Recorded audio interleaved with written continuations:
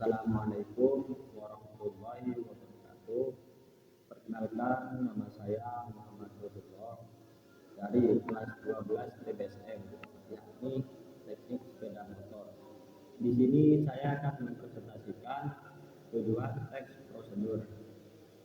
Tujuan dari presentasi ini adalah untuk melengkapi tugas SD, yaitu syarat untuk mengikuti ujian. Dikarenakan alfa saya atau kehadiran tanpa keterangan saya sudah overload. Tujuan teks prosedur adalah menjelaskan kegiatan yang harus dilakukan agar pembaca atau pemirsa dapat secara tepat dan akurat mengikuti sebuah proses membuat sesuatu, melakukan suatu pekerjaan atau menggunakan suatu alat. Prosedur adalah tahap kegiatan untuk menyelesaikan suatu aktivitas. Pengertian teks prosedur adalah teks yang berisi langkah-langkah atau tahap-tahap yang harus ditempuh untuk mencapai tujuan. Ciri-ciri teks prosedur dari segi isinya ada 3. 1. Panduan langkah-langkah yang harus dilakukan. 2. Aturan atau batasan dalam hal bahan atau kegiatan dalam melakukan kegiatan. 3. Isi kegiatan yang dilakukan secara urut. Ciri-ciri teks prosedur.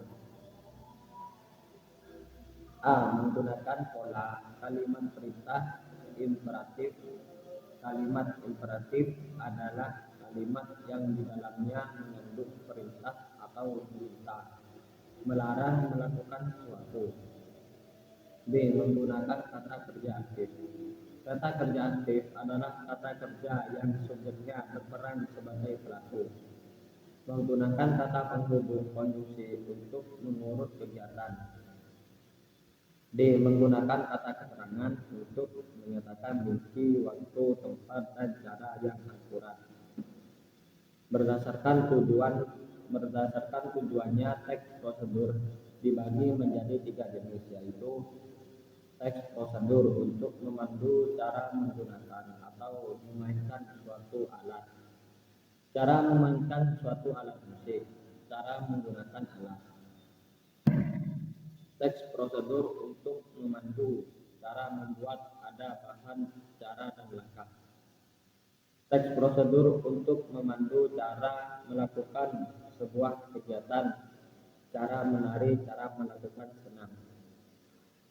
Ciri bahasa yang digunakan. 1. Menggunakan kalimat perintah, karena pada teks prosedur pembaca berfokus untuk melakukan suatu kegiatan. 2. Selain kalimat perintah, juga diberikan saran dan larangan agar diperoleh hasil maksimal pada waktu menggunakan membuat. 3. Menggunakan kata ukuran akurat. 1 atau 4 tepung, 5 buah pipa kunyit. 4. Menggunakan kelompok kalimat dengan batasan yang jelas. Rebus hingga menjadi bubur. Lipat bagian ujung kanan sehingga membentuk segitiga sama kaki. Struktur teks prosedur. Setiap teks memiliki struktur agar penyusunan dapat menjadi teks yang baik dan benar. Begitu pula teks prosedur memiliki struktur penulisan atau penyusunan untuk membuatnya menjadi teks yang benar. Struktur teks prosedur ini sangat penting dan terdiri dari beberapa bagian yang bisa dicermati pada uraian berikut. 1. Judul. Setiap pembuatan teks atau pembacaan perlu adanya judul untuk mengetahui topik apa yang dibahas. Judul ini berada di atas teks prosedur. Sekiranya pembuatan judul harus menarik pembaca. 2. Tujuan. Tujuan dalam teks prosedur adalah hasil akhir yang hendak dicapai oleh penulis. Misalnya, apabila penulis ingin membuat kue bolu, maka hasil akhir dari teks prosedurnya adalah berupa kue bolu. penulisan tujuan dalam teks prosedur ini bersifat opsional sehingga boleh dicantum atau tidak.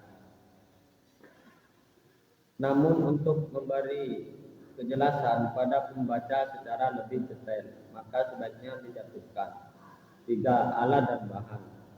Gunakan mencapai suatu tujuan, maka perlu alat dan bahan sebagai pendukung. Contohnya dalam pembuatan kue bolu, maka penulis harus menjelaskan alat dan bahan apa saja yang diperlukan untuk membuat kue bolu. Namun tidak semua teks prosedur terdapat bagian ini. Pada umumnya bagian ini terdapat pada teks prosedur tentang pembuatan suatu hal seperti makanan atau lainnya. 4 langkah-langkah. Langkah-langkah merupakan cara atau tahap yang harus dilakukan untuk mencapai tujuan. Bagian ini menjadi hal yang utama dalam teks prosedur karena bagian langkah-langkah menjadi isi dari teks. Pada langkah-langkah ini penjelasannya harus urut dan jelas, tidak boleh acak-acak. Karena langkah per langkah harus berkaitan dan berkesinambungan. Pada bagian ini biasanya menggunakan kata yang menunjukkan urutan, yaitu kata pertama, kedua, ketiga, dan seterusnya. Selain itu juga menggunakan kata konjungsi dan kata perintah imperatif seperti tuangkan, terikat, potonglah, dan lainnya. 5. Penutup atau penegasan ulang. Pada bagian ini hanya dijelaskan kembali mengenai harapan atau manfaat apabila petunjuk langkah-langkah dapat dijalankan dengan baik. Penutup juga bisa berisi tentang kesimpulan dari hasil melakukan sesuatu.